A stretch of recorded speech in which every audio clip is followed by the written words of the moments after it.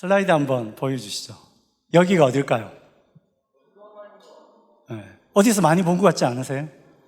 제가 지난주에 안혜영 하니까 맨날 부정적이라고 그러는데 여기에 이 사진 제가 직접 찍었습니다. 언제? 지난주 주일날 저녁 때. 어디서 찍었을까요? 예, 모포역입니다. 모포역에 한의원 원장님 이름이 이혜용이더라고요. 제가 보면서 깜짝 놀랐어요. 아니, 서울 사람은 안혜용 하는데 모포 사람은 이혜용 하네. 여러분 굉장히 이해심이 많으신 것 같습니다. 하나님께서도 여러분을 이해하시고 품어주실 줄 믿습니다. 제가 보고 놓칠 수 없어서 사진 딱 찍었어요. 기특하죠? 예, 제가 모포를 자주 오게 될 것 같아요. 너무 좋아서. 오늘은 저는 여러분과 함께 사람은 무엇으로 사는가 라는 제목으로 이야기해 보려고 합니다. 먼저 톨스토이가 이런 질문을 던졌어요. 여러분 한번 맞춰보십시오. 인생에서 가장 소중한 시간은 언제일까요? 우와, 짱! 예, 톨스토이가 말하길 지금 이 순간이라고 합니다. 그러면 두 번째 질문합니다. 이 세상에 가장 소중한 사람은 누구일까요? 얼마나 이기적이야, 나. 톨스토이가 이런 대답을 해요. 이 세상에서 가장 소중한 사람은 지금 이 순간 내 옆에 있는 사람. 한번 보십시오. 느껴지세요? 아우, 왼수, 뭐 이러지 마시고. 아멘? 이 세상에 가장 소중한 사람이에요. 별로 반가워 안 하시는, 위에 분들은 별로 반가워 안 하시는데. 마지막으로 톨스토이가 세 번째 질문합니다.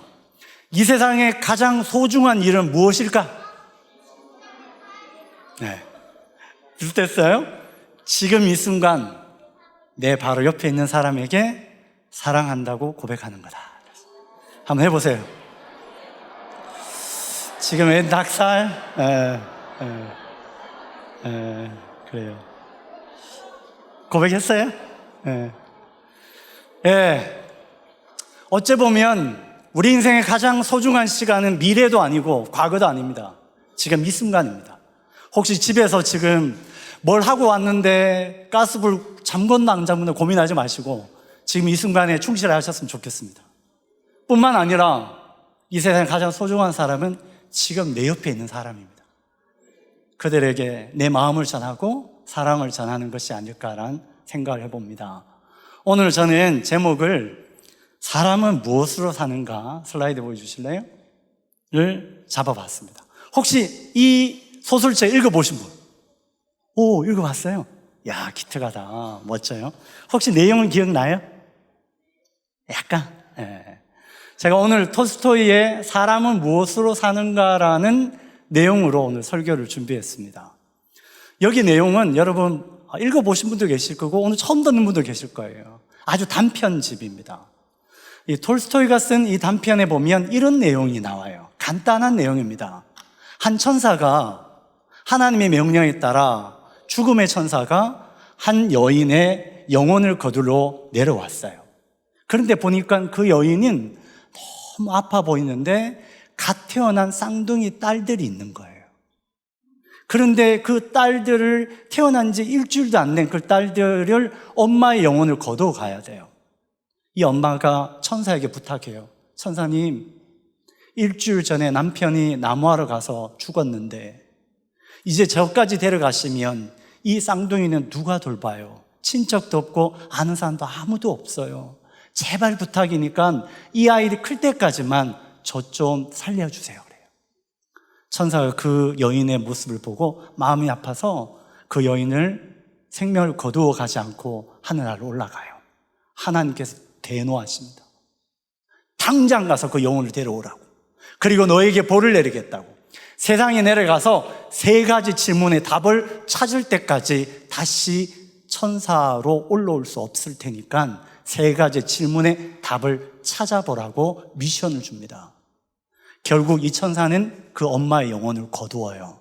그런데 이 엄마가 넘어지면서 쌍둥이 딸 중에 한 아이의 발목에 넘어지는 바람에 그 아이가 발목을 다쳐서 평생 장애를 겪게 돼요. 이 천사가 내려와서 지낸 이 천사의 이름이 미하엘이라는 천사예요.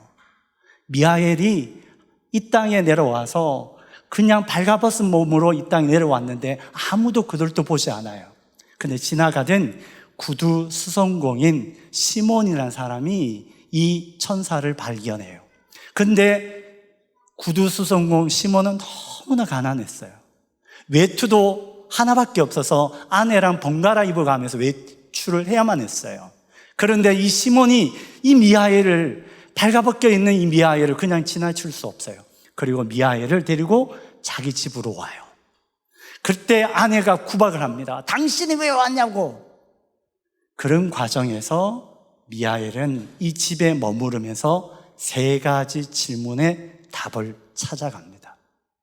그 3가지 질문이 무엇이냐면, 사람 속에는 무엇이 있는가? 사람이 알 수 없는 내용은 무엇일까? 마지막 질문은 사람은 무엇으로 사는가란 질문입니다. 슬라이드 보여주실래요? 오늘 이 미하엘처럼 살아간 한 사람이 있습니다. 우리가 오늘 이 미션을 찾아가 볼 거예요. 여기 톨스토이라는 사람이 이 사람은 무엇으로 사는가라는 이 작품을 썼어요. 마치 미하엘처럼 천사처럼 방황하는 인생을 살았습니다. 톨스토이는 1820년에 모스크바에서 한 200km 떨어진 볼라노라는 지방에서 태어났어요. 그는 귀족 집안의 넷째 아들이었어요. 그런데 이 톨스토이는 태어나자마자 2살 만에 엄마가 죽어요. 그리고 9살에 아버지도 돌아가셔요. 일찍 고아가 된 톨스토이는 친척 집에서 살게 됩니다. 톨스토이는 방황이 많았어요. 고민도 많았어요. 대학 가서도 제대로 수업을 진행하지 못해서 중도 퇴학 처분을 당합니다. 그래서 그는 수많은 방황을 겪어요. 그러다가 시골 가서 농촌 계몽 운동하느라고 열심히 했어요. 그러나 그것도 실패합니다. 그러다가 유럽 여행을 통해 그는 깨달음을 얻어요. 1880년이 톨스토이의 회심 사건이 있는 사건입니다. 그는 하나님 앞에 무릎 꿇고 하나님의 말씀을 보기 시작해요. 그때 다가온 말씀이 마태복음 5장, 6장, 7장에 있는 산상수훈의 말씀을 읽게 됩니다. 그때부터 그는 자기 재산을 팔아서 가난한 사람을 돕고 작품을 쓰기 시작했고, 농촌 지역에 공부 못하고 전혀 못하는 아이들을 위해서 교과서를 만들기 시작합니다. 그때 만든 책 중에 하나가 바로 사람은 무엇으로 사는가란 책입니다. 오늘 저는 여러분과 함께 이 3가지 질문을 하나씩 찾아보려고 해요. 사람의 마음속에 무엇이 있는가? 사람에게 허락되지 않은 것이 무엇인가? 사람은 무엇으로 사는가? 이 톨스토이의 모습입니다. 여러분, 톨스토이가 단편집에 보면 기독교인들이 묵상하고 생각할 주제들이 굉장히 많이 있습니다. 오늘 이 미하엘의 여정을 시작해 보겠습니다. 미하엘은 이 미션을 가지고 이 땅에 와요. 3가지 미션을 풀어야만 그는 천사로 다시 복귀할 수 있습니다. 인간에게 이 3가지 미션을 하나씩 수행해야만 그는 천사가 될 수 있었어요. 자, 제일 첫 번째로 이 미하엘이 시몬의 집으로 들어와요. 그때 시몬의 아내가 남편을 구박합니다. 왜 데려왔냐고. 당신 우리 집도 가난한데 막 포보돼요. 그때 시몬이 아내에게 한 한마디 말이 있어요. 여보, 당신의 마음속에 하나님이 계신 거야? 그때 이 시몬의 아내는 깜짝 놀랍니다. 그리고 미하엘을 자세히 들여다보니까 나쁜 사람 같이는 보이지 않았어요. 그래서 아내가 내일 아침에 먹으려고 준비한 음식을 가지고 미하엘에게 밥을 먹여요. 그때 미하엘이 미소를 지어요. 왜 미소를 지었을까? 빙고, 첫 번째 문제를 찾았어요. 아니, 목포에 이렇게 똑똑한 아이가 있다니. 대단하네요. 기억을 다 아는가 봐. 첫 번째 미션을 찾아요. 여러분, 첫 번째 미션은 뭐죠? 사람의 마음속에는 무엇이 있는가? 여러분, 이 미하엘은 사람의 마음속에 무엇이 있는가를 발견하게 됩니다. 여러분, 이 시몬의 아내 속에 무엇을 발견했을까요? 미하엘이. 그 마음속을 우리는 찾아봐야 돼요. 사람의 마음속에는 선과 악이 있습니다. 이 선과 악의 이 나쁜 마음이 2가지 막 교류해요. 그럼에도 이 두 가지 마음이 싸울 때도 있습니다. 어떨 때는 착한 마음이 있다가 어떤 때는 나쁜 마음들을 들게 되는 게 인간의 마음입니다. 그리고 인간에는 욕구가 사람마다 다 차이가 있습니다. 그런데 중요한 것은 미하엘은 이 시몬의 아내의 마음속에 뭘 봤냐면 이 두 가지 마음을 봤어요. 살려는 마음과 살리려는 마음이 있다는 걸 봤어요. 이 시몬의 아내가 이 미하엘을 불쌍히 여기는 그 마음을 통해 자기를 살리려는 그 마음이 있음을 발견하게 됩니다. 오늘 성경에도 그렇게 말합니다. 사랑하는 자들아, 우리가 서로 사랑하자. 사랑은 하나님께 속한 것이니 사랑하는 자마다 하나님으로부터 나서 하나님을 알고라고 되어 있습니다. 하나님께서는 이 미하엘의 도와준 시몬의 아내 마음속에 사랑의 마음을 심어줍니다. 하나님은 사랑 그 자체이십니다. 그러기에 하나님께서 인간을 만드실 때 인간 그 자체에 사랑의 마음을 심어주셨다고 말합니다. 그래서 고린도전서 13장 1절의 사랑장은 중요한 말씀을 합니다. 내가 사람의 마음과 천사의 말을 할지라도 사랑이 없으면 소리나는 구리와 울리는 꽹과리가 되고, 사랑하는 여러분, 무엇을 하느냐가 중요하지 않습니다. 어떤 마음으로 행하느냐가 중요합니다. 이번 여름 성경학교 여름 수련회 많은 교사들이 헌신하고 있습니다. 교회들이 기도하고 있습니다.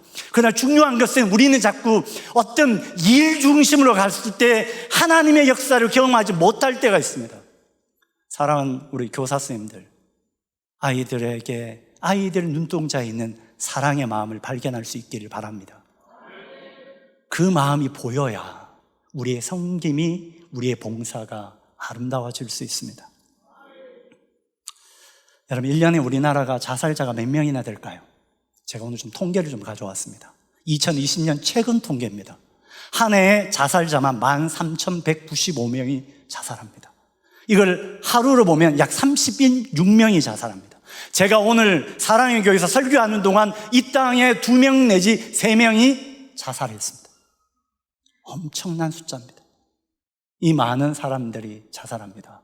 이 사람들이 15년만 모이면 목포시 인구만큼 됩니다. 목포시 인구가 15년만 자살자 모이면 우리나라의 목포시 인구만큼 사라지는 거죠. 자살은 주로 남성이 많습니다. 전 세계 어디나 여성보다 남성이 2배나 3배나 많습니다. 우리나라는 2.2배, 남성이 절대적으로 자살을 많이 합니다. 그러면 여기에 통계에 보니까 가장 어린아이 자살이 몇 살입니까? 네, 9살입니다. 2020년 통계에 보면 2명이나 했습니다. 그리고 또한 가장 연령대로 어느 나이대가 가장 많이 자살합니까? 네, 50대가 많습니다. 여러분, 여기 50대 통계에 보면 2,600명이 자살합니다. 그 다음이 40대, 그 다음 60대. 쉽게 말하면 중장년들의 자살이 우리나라에 가장 숫자가 많습니다. 오늘 여기에도 보니까 중장년분들이 많이 와 계십니다. 이들이 가장 취약하고 가장 힘든 삶을 살아가고 있습니다. 그런데 자살 시도는 남자가 많을까요? 여자가 많을까요? 네, 여자가 절대적으로 많습니다. 우리나라 통계 보면 여성이 남성보다 5배나 높게 되어 있습니다. 그런데 자살 시도는 나이대 중에 어느 나이대가 제일 많습니까? 예, 20대가 제일 많습니다. 여기 우리 청년들 다 와 있는데요, 20대 자살 시도율이 가장 많습니다. 안타까운 일이죠. 이런 통계를 보더라도 자살을 그러면 왜 할까요? 남성과 여성이 좀 많은 차이가 있습니다. 여기 보면 남성들의 젊은 층은 주로 정신적인 어려움을 호소합니다. 그리고 중장년들의 남성들은 주로 경제적 어려움을 이야기합니다. 마지막 노년의 자살은 신체적 질환 때문에 자살합니다. 특히 우리나라는 노인 자살은 대부분 다 동반 자살이 많습니다. 동반 자살. 왜 그럴까요? 그것은 경제적 뿐만 아니라 신체적 질병과 만성질환, 치매나 중증 장애가 오면 자식들에게 부담될까 봐 인생을 끝냅니다. 이런 분들이 많죠. 그런데 여성분들은 주로 정신적인 어려움 때문에 자살을 많이 하고 있습니다. 제가 목포는 한번 조사해 봤어요. 목포시에서 1년에 자살이 몇 명이 일어날까? 제가 보니까 약 70여 명이 자살합니다. 굉장히 많죠? 목포시 인구가 20만 밖에 안 되는데 전남 전체에 비해서는 평균보다 조금 높습니다. 그런데 안타까운 것은 목포의 자살이 늘고 있습니다. 늘고 있습니다. 여러분, 우리 주위에 여러분이 품고 기도하는 목포시의 수많은 영혼들 중에 70여 명이 한 해에 스스로 목숨을 끊고 있습니다. 끊고 있습니다. 중요한 것은 얼마나 자살했냐도 중요하지만 한 사람 한 사람은 정말 소중한 사람. 제가 오늘 화면에 자살 유가족이 쓴 한 수필을 가져왔습니다. 제가 한번 읽어드리겠습니다. 눈에 넣어도 아프지 않을 딸아이를 홀연히 떠나보내고 죄책감과 안타까움 그리고 서운함과 분노가 불쑥불쑥 튀어나온다. 오늘도 그 다음 날에도 또 그 다음 날에도 무너진 하늘이 계속 무너져 내리는 고통을 느낀다. 한 책을 읽는데 이런 글이 눈에 들어온다. 걸음을 멈추면 삶도 끝난다. 내일 일은 내일 태어나 걸으면 된다. 매일 저녁 생을 마감하는 것처럼 잠을 잔다 라고. 그래, 나도 아침에 태어나 저녁에 생을 마감하며 걸을 수 있을 때까지 일단 걸어야겠다. 걸어야겠다. 제가 만나는 많은 자살 유가족들은 이 아픔 속에 삽니다. 저희 기관이 1년에 2번씩 영화관에 영화 관람을 하러 갑니다. 자살 유가족들을 모시고. 근데 자살 유가족들은 영화 관람을 거의 못합니다. 왜 못하냐고 물어보니까 내가 이렇게 행복한 것이 죽은 자녀들에게 미안해서 이 죄책감 속에 살아갑니다. 그럴 때마다 이야기합니다. 괜찮다고. 죽은 사람도 당신이 좀 더 가볍게 살아가기를 원할 거라고. 우리 주위에 이와 같이 수많은 사람들이 아파합니다. 여러분, 미하엘을 바라봤던 시몬의 아내처럼 이 땅에 하나님께서 우리에게 주신 마음 중에 하나는 살리려는 마음을 우리에게 심어주신 거예요.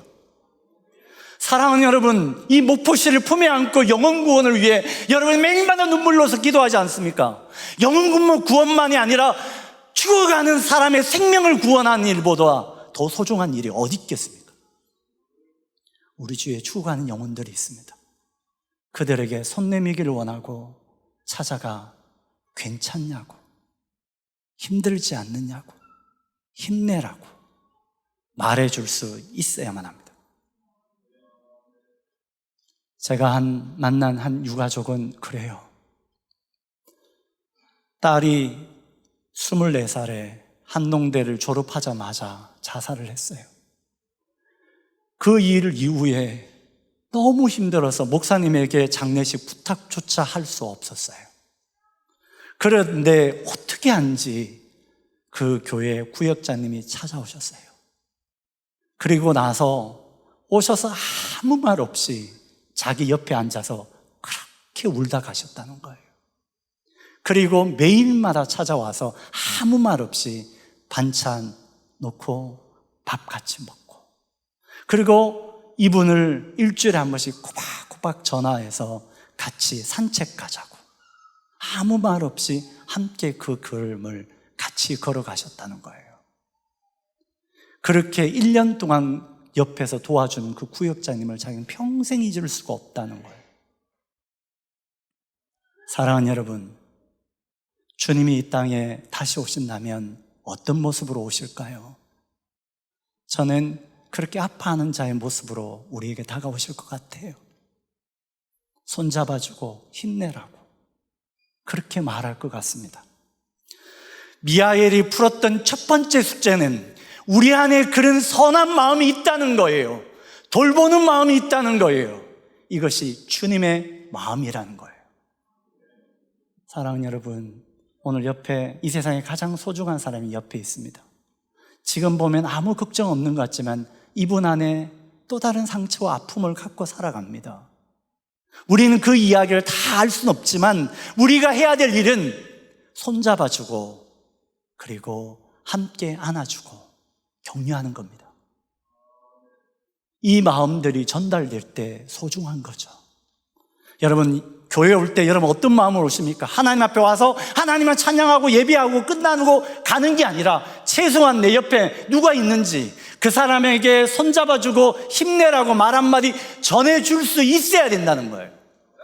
십자가의 사랑은 하나님과 우리의 관계의 회복도 있지만 이웃과의 관계의 회복을 위한 사건입니다. 여러분, 혹시 오늘 저의 설교를 들으면서 여러분의 구역과 여러분의 소그룹 속에 떠오르는 사람이 있다면 잊지 마시고 내일 전화 한 통 하십시오. 집사님 생각나서 전화했어. 어떻게 잘 지내? 더운데 어떻게 휴가는 갔다 왔고? 그 따뜻한 마디가 다시 살아갈 희망을 얻게 할 것 같습니다. 어느 때나 하나님을 본 사람이 없으되 만일 우리가 서로 사랑하면 하나님이 우리 안에 거하시고 그의 사랑이 우리 안에 온전히 이루어지느니라. 사랑의 나눔이 있는 곳에 하나님이 함께 하십니다. 우리 아이들이 경험해야 될 것은 그들 가운데 하나님의 사랑이 함께 하심을 온몸으로 느낄 수 있으면 좋겠습니다. 그것이 신앙의 뿌리예요. 하나님의 사랑을 경험할 때 이 험난한 이 인생의 길을 버텨낼 수 있는 것입니다. 이번 여름에 그런 하나님의 사랑을 꼭 만날 수 있기를 바랍니다. 두 번째 미션이 시작됩니다. 사람에게 허락되지 않은 것이 무엇인가? 라는 질문입니다. 미하엘이 이 구두수송공 시몬의 집에 와서 1년을 동안 함께 생활합니다. 그냥 머무를 수 없어서 미하엘에게 시몬은 구두 굽는 기술을 가르칩니다. 그런데 이 얼마나 빨리 배우는지 시몬보다 더 잘 만드는 거예요. 그러다 보니까 생활에 여유도 생기고 더 풍족해진 삶을 살아요. 그렇게 1년을 같이 생활하는 어느 날 어떤 큰 덩치 큰 귀족이 이 시몬의 가게에 찾아옵니다. 그리고 시몬에게 반말하면서 가죽을 던져줍니다. 여봐! 이 가죽으로 엄청 비싼 가죽이야. 이 가죽으로 1년 동안에 절대 떨어지지 않는 장화를 만들어. 만약 이 장화를 만들어가지고 1년 동안 조금이나 흠집 생기면 너 감옥에 쳐넣을 거야? 협박합니다. 그때 그 모습을 지켜보던 미하엘이 얼굴에 미소를 쫙 띱니다. 왜 미하엘이 웃었을까요? 네, 두 번째 미션을 찾았기 때문에요. 그리고 가자마자 이 미하엘은 던져준 가죽으로 장화를 만드는 게 아니라 슬리퍼를 만들어요. 시몬이 깜짝 놀랍니다. 아니, 장화를 만들어야 돼. 왜 슬리퍼를 만들지? 그때 미하엘은 아무 말 없이 슬리퍼를 다 만들어 놔요. 그리고 오후쯤 돼서 그때 귀족과 함께 왔던 집사가 달려옵니다. 여보세요, 장화 만들 필요가 없어졌어. 왜냐하면 우리 주인 나리께서 돌아가셨다고. 그래서 시신에 신길 슬리퍼가 필요하고 장화 대신 슬리퍼를 만들어. 그때 미하엘은 다 만들어 놓은 것이었어요. 왜 미하엘은 이 사람이 죽을 줄을 알게 됐을까요? 어떻게 알겠을까요? 왜냐하면 그 귀족과 함께 온 바로 보이지 않는 천사가 자기 동료가 함께 온 거예요. 미하엘의 지금은 죽음의 영혼을 거두어가는 역할이었거든요. 여기 두 번째 미션은 사람에게는 알 수 없는 일이 있다는 거예요. 사랑하는 여러분, 우리는 알 수 없는 일이 훨씬 많습니다. 오늘 저는 이 교회에 오자마자 장로님 한 분하고 차 한잔 했어요. 장로님의 간증을 들으면서 제가 깜짝 놀랐어요. 험난한 삶을 사셨고 정말 어려운 여건 가운데 그분이 하나님의 은혜를 받아서 그 고통을 이겨나신 이야기 들으면서 너무나 감동했습니다. 사랑하는 여러분, 여기에 있는 아이들이 앞으로 어떤 아이가 될지 아무도 모릅니다. 이 중에 멋진 인생을 살아가는 위대한 능력자들이 나올 줄도 알 수 없는 거거든요. 우리는 미래에 대한 일을 알 수가 없습니다. 그래서 우리는 겸손할 수밖에 없습니다. 사람은 미래에 대해서 어떻게 될지 아무도 모르고 또한 삶과 죽음을 결정할 수 있는 권한이 없다라는 것입니다. 이것이 우리에게 준 지혜입니다. 사랑하는 여러분, 10년 전, 20년 전에 여러분이 이 자리에 이렇게 살아갈 줄 상상하신 분들 계십니까? 아무도 없을 겁니다. 저도 지나본 저의 삶에 여기에 이렇게 있을 줄 상상도 못했습니다. 저는 가난한 시골에서 자랐습니다. 정말 일찍 부모님 여의어서 저는 가방 2개로 삶을 시작했어요. 하나는 옷가방, 하나는 책가방. 그렇게 삶을 시작하면서 어렵게 살았습니다. 저의 꿈은 뭐냐면 매일 밥을 먹는 것이 꿈이었어요. 그렇게 힘들게 영위해 갔어요. 그러다가 제가 제 인생에서 여기까지 박사학위도 받고 이렇게 목사가 돼서 이렇게 전국을 다니면서 설교하고 강의하고 다닐 줄 상상도 못했습니다. 가끔 저는 이사 다닐 때마다 너무 뿌듯해요. 가방 2개의 제 삶이 5톤 트럭에 가득 차 있는 저희 짐을 볼 때마다. 인생은 알 수 없습니다. 뿐만 아니라 미래의 우리의 삶도 알 수 없습니다. 작년 1월 달에 제 아내가 유방암 수술을 했어요. 유방암을 발견할 때 그 절망감은 되게 컸어요. 사이즈가 2.5cm 정도, 그렇게 크진 않다고 하지만 급성장하고 있는 시점이라 염려가 됐습니다. 그래서 어떻게 할까 고민을 했어요.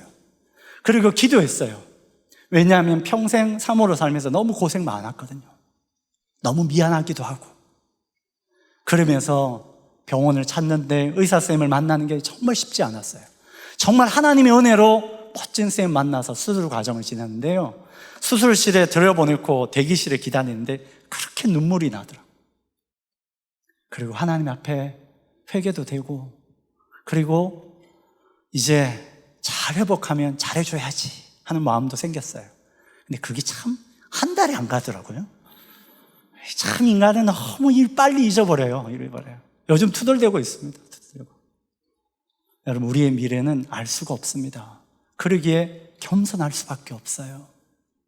사랑하는 여러분, 우리의 삶의 걸어온 인생의 길을 뒤돌아보십시오. 하나님은 분명히 에베네셀의 하나님이신 줄 믿습니다. 여기까지 도우시는 하나님이 없었다면 오늘 우리는 이 자리에 있을 수 없음을 고백하는 걸로 출발해야만 합니다. 누가 우리의 삶을 자랑할 수 있겠습니까? 아무도 할 수 없는 인생의 길을 살아갑니다. 삶과 죽음도 우리가 결정할 수 없습니다. 열왕기상 17장 사르밧 가부의 이야기가 나옵니다. 엘리야가 아합을 피해서 사르밧이라는 조그만 시골 동네로 갑니다. 이 사르밧은 이세벨의 고향입니다. 사르밧에 도착한 엘리야는 한 과부를 만납니다. 그 과부에게 오늘 저녁 먹을 것을 달라고 요청합니다. 그런데 이 과부는 어떤 사람입니까? 아들 하나, 2사람이 이제 마지막 식사를 하고 죽으려고 준비하고 있는 여인입니다. 그런데 이 여인에게 엘리야가 저녁을 달라고 부탁합니다. 정말 뻔뻔한 엘리야죠? 근데 이 사르밧 가부는 이 엘리야에게 자기의 마지막 식사를 내어줍니다. 그때 하나님께서는 사르밧 과부에게 가뭄이 끝나는 그 시점처럼 그의 곡식 창고에 곡식이 떨어지지 않는 역사를 경험하게 하십니다. 아까 말한 사람은 무엇으로 사는가의 한 인생처럼, 귀족처럼 1년을 살려고, 1년을 신으려고 신발을 준비한 사람은 한 번도 신지 못하고 죽음으로 끝났지만 자신의 삶의 전부를 내어준 사르밧 과부는 하나님께서 그의 삶을 책임져 주십니다. 이것이 하나님의 역사입니다. 잠언 16장 1절 말씀대로 계획은 사람이 세우지만 결정은 주님께서 하십니다. 우리의 삶의 모든 순간순간마다 사람이 계획할지라도 그 걸음을 인도하시는 분은 여호와 하나님이신 줄 믿습니다. 사랑하는 우리 교사 여러분, 성경학교를 준비하는 것은 우리지만 역사하시는 분은 하나님이신 줄 믿습니다. 그러기에 기도할 수밖에 없고, 그러기에 하나님의 도움을 구하는 것이죠. 사랑의 교회도 여기까지 오는 것도 다 하나님의 은혜로 왔습니다. 이 고백 앞에 서 있는 거죠. 저는 지난주 2주째 여기 오면서 제가 감동받은 게, 사랑의 교회는 지금보다 미래가 훨씬 더 좋은 교회일 것 같습니다. 아멘? 왜냐하면 미래가 있잖아요. 세상의 교회는 두 종류가 있습니다. 지금 좋은 교회와 미래가 더 좋은 교회가 있습니다. 지금 서울에는 아이들이 사라지고 있습니다. 우리 교단에는 전체 교회의 70%가 교회학교 학생이 한 명도 없는 교회입니다. 최근 중학교 1학년 아이들에게 전수조사해 보니까 교회를 한 번도 안 나가본 아이들이 60%입니다. 이제 새로운 선교지가 시작되고 있어요. 옛날에는 성탄절에 부활절에 계란 먹으러 한 번쯤 교회 온 세대이지 않습니까? 그런 시대 없어졌어요. 이제는 신앙과 무관한 삶을 삽니다. 그러기에 우리에게는 미래가 있는 것이 중요합니다. 미래를 키워가는 역할이 교회의 중요한 사명이 되어 있습니다. 사람의 교회 갈지라도 하나님께서 걸음을 인도하시듯이 철저히 하나님의 뜻을 구하며 살아갈 수밖에 없습니다. 우리 자녀들에게 꼭 필요한 것이 무엇일까요? 우리는 찾아야만 합니다. 이들을 위해서 우리가 무엇으로 섬기고 도와야 될지 우리는 찾아가야 합니다. 여러분, 자녀들에게 꼭 필요한 것이 무엇입니까? 여러 가지가 있겠죠? 저는 하나님의 올바르게 아는 신앙의 출발부터 시작해야만 합니다. 그 출발선 안에 가장 중요한 것 중에 하나가 하나님이 이들을 사랑하신다는 거예요. 하나님이 결코 포기하지 않고 그들을 돌본다는 거예요. 여기 우리 친구하고 악수를 한번 해보려고 합니다. 저랑 이렇게 우리가 악수합니다. 그런데 로마식 악수는 이렇게 한답니다. 손목을 끼고. 왜 이렇게 하는 줄 아세요? 왜냐하면 이렇게 악수하면 상대방이 손을 놓으면 손이 떨어져요. 그런데 이렇게 잡으면 손을 놔보세요. 내가 붙들고 있는 거예요. 감사합니다. 하나님이 우리를 이렇게 붙들고 계신 거예요. 내가 어떨 때는 놓을 때도 있어요. 어떤 때 하나님은 멀리 있는 것 같이 느껴지기도 합니다. 하나님이 계시다면 어떻게 나에게 이런 일이, 나에게 이런 고통을 주신단 말이야. 그럴 때 잊지 마세요. 그럼에도 불구하고 하나님은 우리를 포기하지 않으신다는 거예요. 이것이 믿음입니다.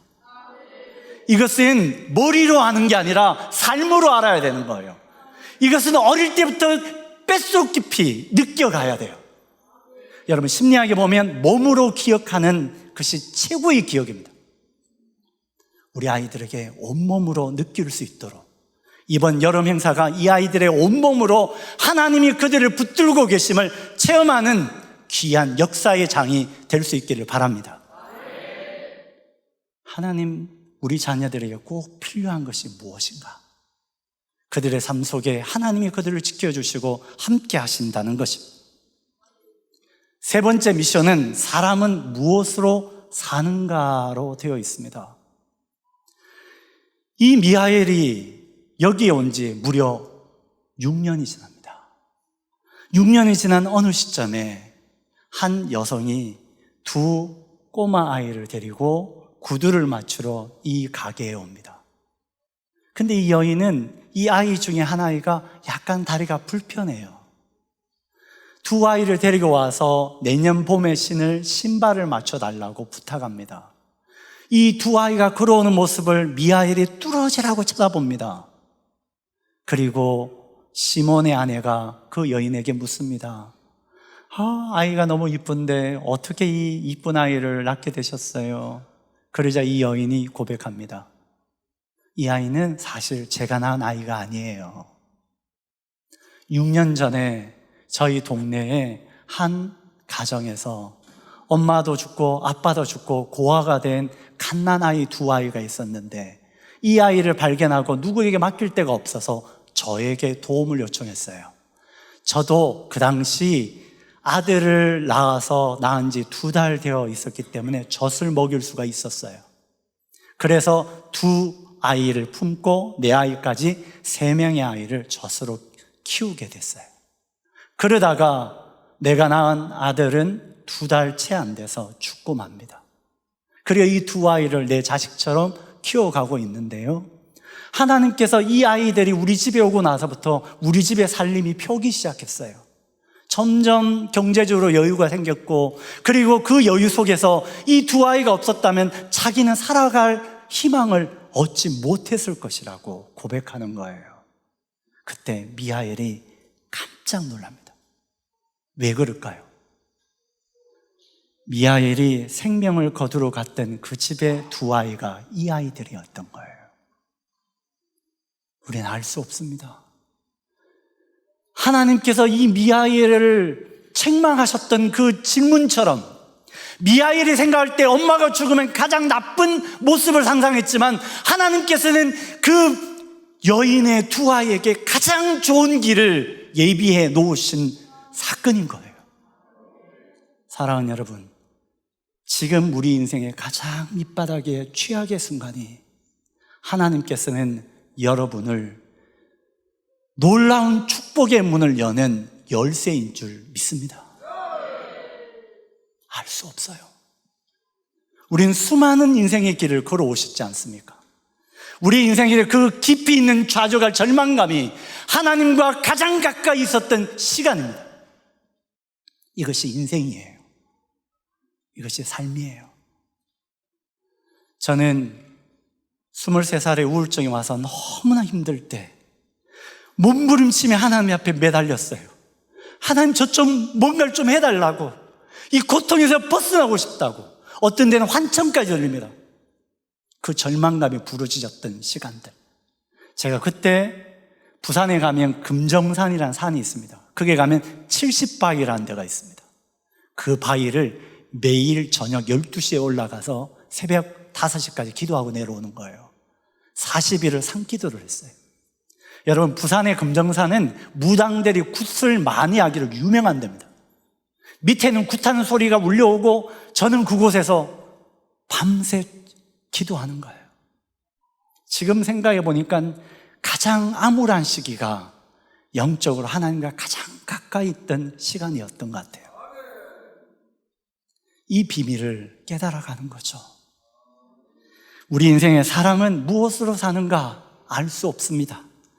이 톨스토이 작품 속에는 사람이 무엇으로 사는지에 대한 이야기를 합니다. 이 사람은 무엇으로 사는가는 하나님의 계획함 때문에 살아가고 뿐만 아니라 하나님의 사랑의 손길 안에서 살아감을 이야기합니다.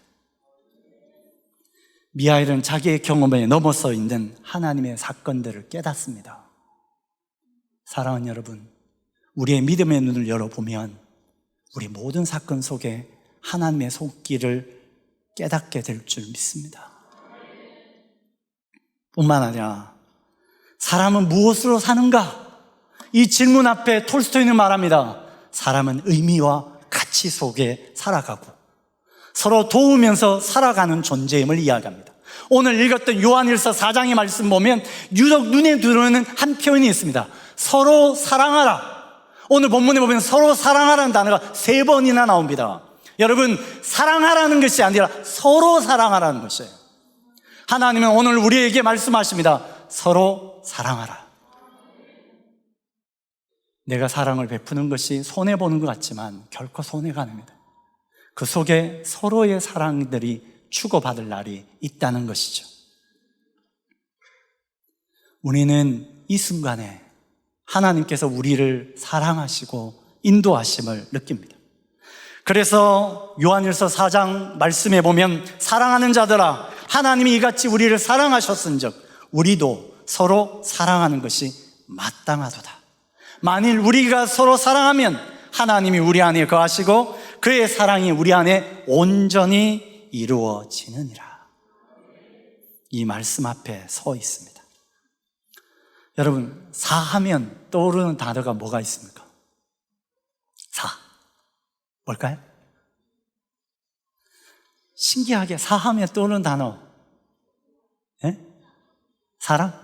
사람도 있고. 우리나라에서 제가 이렇게 강의하면서 가장 많이 떠오르는 단어가 사망입니다. 강의해 보면 우리나라 사람이 사하면 떠오르는 사망이라는 단어를 60%가 이야기합니다. 이것만 있는 게 아니라 뭐가 있죠? 사명도 있습니다. 또 뭐가 있어요? 생명도 있습니다. 또 사람, 삶, 사랑. 사자 속에는 많은 이야기가 담겨져 있습니다. 여기 삶이라는 단어를 잘 보십시오. 삶은 두 가지 단어의 합성어입니다. 뭐죠? 사람이라는 단어입니다. 사람이 곧 삶입니다. 다시 말하면 여러분 인생이 곧 삶이고 그 삶이 하나님께서 우리를 이 땅에 보내신 미션 사명이기도 합니다. 그래서 우리는 이런 단어를 연결해 봅니다. 삶은 사람을 사랑하는 것이다. 삶은 사랑하는 사람을 가슴 깊이 사람되게 만들어가는 것이다.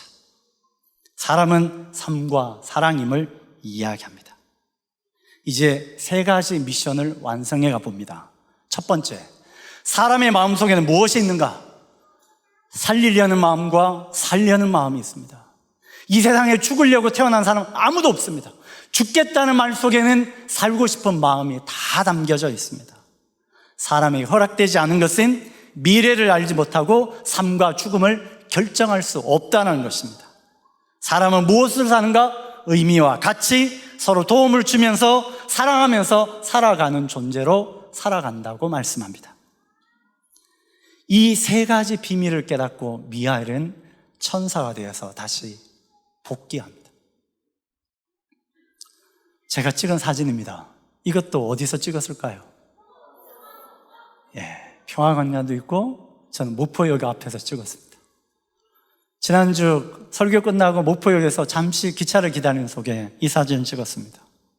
생명을 지키는 일, 당신은 정말 소중한 사람입니다. 저는 이 사진을 보면서 가슴이 설렸습니다.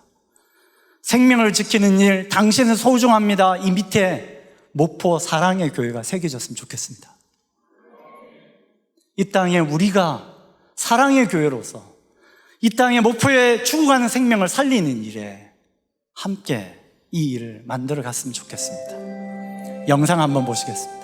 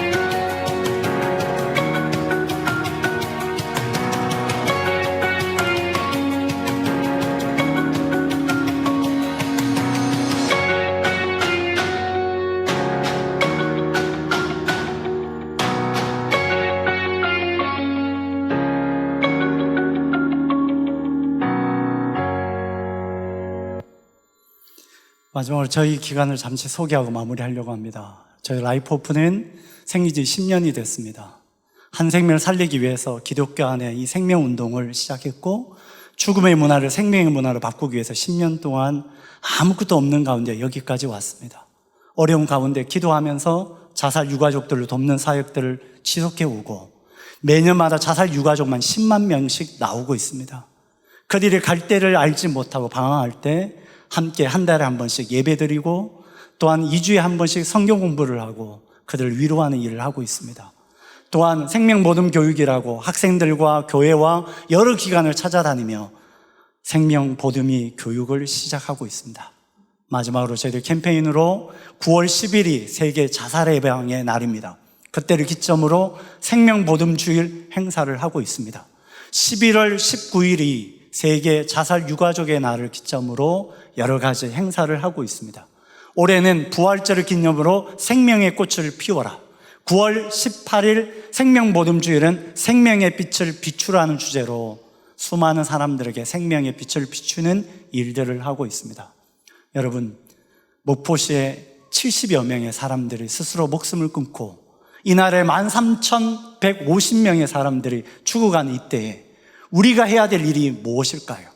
사랑의 마음이 우리 안에 있다면 그들에게 다가가 생명을 살리는 일을 할 수 있으면 좋을 것 같습니다. 마지막으로 여러분, 혹시 주위에 힘들어하거나 생명의 갈림길에서 고민하는 사람이 있을 때 언제든지 연락 주시면 저희가 돕겠습니다. 기도하고 만나고 그들이 살아갈 희망을 함께 만들어가고 도움을 찾아드리는 역할을 하려고 합니다. 이를 위해서 여러분 기도해 주시고 함께 해 주시면 좋겠습니다. 마지막으로 사람은 무엇으로 사는가? 생명을 살리는 일로 하나님께서 우리를 부르시고 그 일과 함께 이 땅을 만들어 가기를 원하십니다. 9살 아이가 죽어가고 있습니다. 이 꽃다운 아이 같은 아이들이 스스로 목숨을 끊는 일들이 벌어지고 있습니다. 막아야 되지 않겠습니까? 우리 주위에 이들과 함께 손잡아 줄 사람이 필요합니다. 문을 두드려 줄 사람이 필요합니다. 이들 위해서 하나님께서 우리에게 그 일들 감당해 가기를 원하십니다. 혹시 라이프오프를 궁금하신 분은 우리 로비에 저희 라이프오프 소개 글이 있습니다. 보시고 기도해 주시고 관심 가져주시면 좋겠습니다. 마지막으로 우리 옆에 분에게 인사하십시다. 괜찮니? 멋져? 사랑해. 네. 아멘. 우리 인생의 가장 소중한 사람, 가장 귀중한 사람입니다. 이 시간 제가 잠시 기도하고 마치려고 합니다. 기도하십시다. 혹시 여러분 중에 마음이 너무 힘들고 지쳐 있는 분 있습니까? 그러면 옆에 분 손을 싹 잡아주세요. 도와주세요. 내 손 잡아주세요. 괜찮습니다. 손 내미는 것도 용기입니다. 그 손 내민 손길 꼭 붙들고 기도해 주십시오. 하나님이 함께 하십니다. 지금은 암담하지만 곧 터널처럼 지나가게 될 것입니다. 하나님께서 나를 통해 당신을 돕기를 원하십니다. 주님께서 우리와 함께 하심을 믿습니다. 이 마음을 전해줄 수 있으면 좋겠습니다. 혹시 여러분 중에 떠오른 사람이 있다면 그분을 위해서 기도하십시다. 하나님, 그분 붙들어 주세요. 다시 일어날 수 있는 힘을 주세요.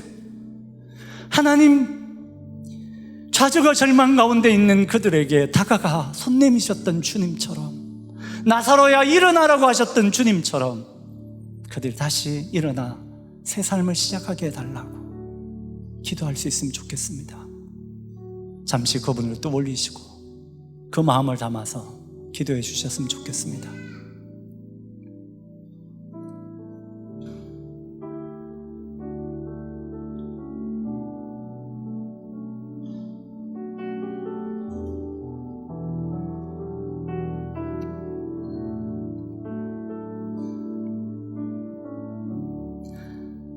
하나님 아버지, 매년 13,195명이 안타까운 죽음으로 세상을 떠나고 있습니다. 한 생명이 천하보다도 귀하다고 하셨는데 우리의 무관심으로 우리의 사랑의 마음을 전하지 않음을 통해 그들이 죽어가고 있는 것이 아닌지 돌아보게 됩니다. 하나님, 이 땅에 생명의 문화가 다시 꽃피우게 하시고 이 목포시의 70여 명의 생명이 끝나는 일이 멈추어지게 하여 주옵소서. 하나님, 우린 부족합니다. 하나님, 우리의 도구를 우리를 도구로 삼아주셔서 그들에게 다가가게 하시고 그들에게 손 내밀게 하시고 그들에게 하나님의 놀라운 사랑을 전하게 하여 주옵소서. 사랑하는 주님, 우리의 사랑의 범위가 넓어지게 하시고 깊어지게 하시며 하나님의 우리의 사랑을 이 땅 구석구석에 비추게 하여 주옵소서. 하나님 아버지, 사람은 무엇으로 사는지 깊이 있게 고민하며 우리는 의미와 가치를 붙들고 하나님이 주신 소명으로 살아가는 존재임을 잊지 않게 하시고 하나님, 우리를 통해 하나님의 하실 일을 이루게 하여 주옵소서. 이번 여름 귀한 행사를 통하여 우리 아이들이 하나님이 그들을 사랑하시고 그들을 붙들고 계시고 그들을 통하여 하나님의 위대한 소명을 발견하는 시간이 되게 하여 주옵소서. 주님께서 사랑의 교회를 통하여 이 땅을 새롭게 하여 주옵소서. 예수님 이름으로 기도합니다.